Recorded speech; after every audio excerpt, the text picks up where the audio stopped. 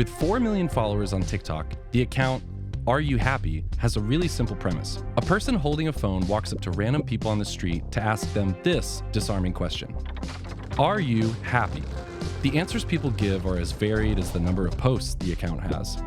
Some people immediately say they're happy. Some aren't as sure. Some people say they're happy because of the relationships they have, or the type of life they live, or because they help others.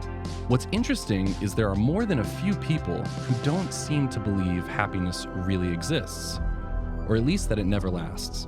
Selectively and periodically, answered one woman. I don't believe anyone is truly happy.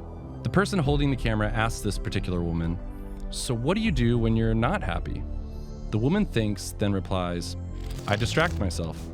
The problem of finding happiness has been contemplated for thousands of years and is frustratingly complicated.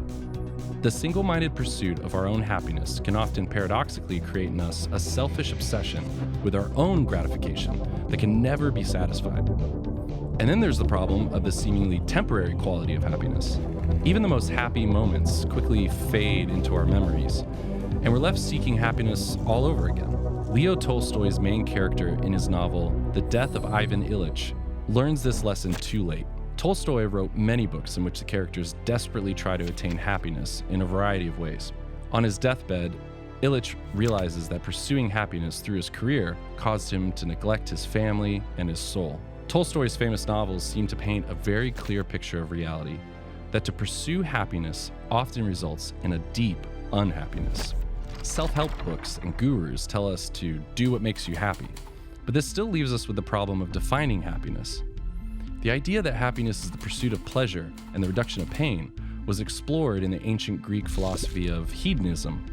We could try to identify things that make us unhappy and say that happiness is an absence of these negative qualities. Therefore, the hedonists held, we could find happiness by merely seeking out pleasurable experiences. But then we're still left with the constant, unending vigilance of avoiding pain and seeking pleasure. And what about the experiences of happiness that come with suffering or sacrifice? Things like childbirth or love. These things also require that we have relationships with other people, not just experiences of pleasure and isolation. One of the longest studies ever conducted set out to try to answer the question of what makes a good life. The Harvard study of adult development followed more than 700 American men of a variety of backgrounds from the late 1930s until the early 2000s. The study made note of their careers, home lives, relationships, and even their health. They checked in on these participants every 2 years to see how happy they were. Author Robert Waldinger wrote a book summarizing the findings of this study called The Good Life: Lessons from the World's Longest Scientific Study of Happiness. In a TED Talk with over 24 million views, Waldinger explained that it wasn't money, fame, experiences, or stuff that ultimately made people happy. Quote, well, the lessons aren't about wealth or fame or working harder and harder.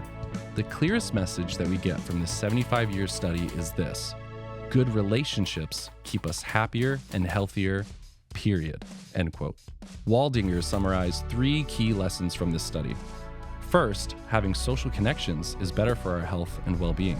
The data suggests that loneliness leads to a shorter lifespan compared with people with healthy and life-giving relationships.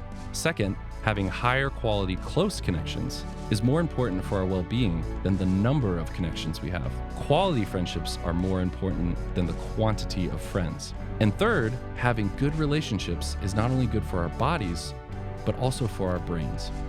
It seems that ultimately, our pursuit of happiness and a good life points us right back to other people. But now we are left to ask ourselves some questions, not about the nature of happiness, but about the nature of happy relationships. What makes for good, healthy, and life-giving relationships? How should we treat one another? And how do we find through these relationships true and lasting happiness?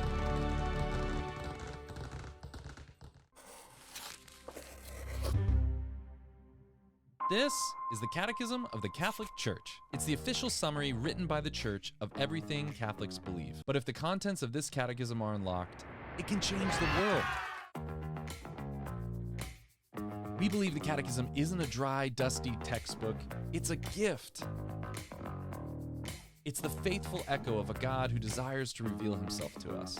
We're creating content that's relevant, watchable, the type of content you want to share with your friends. And all of this will be free to the world and translated into multiple languages.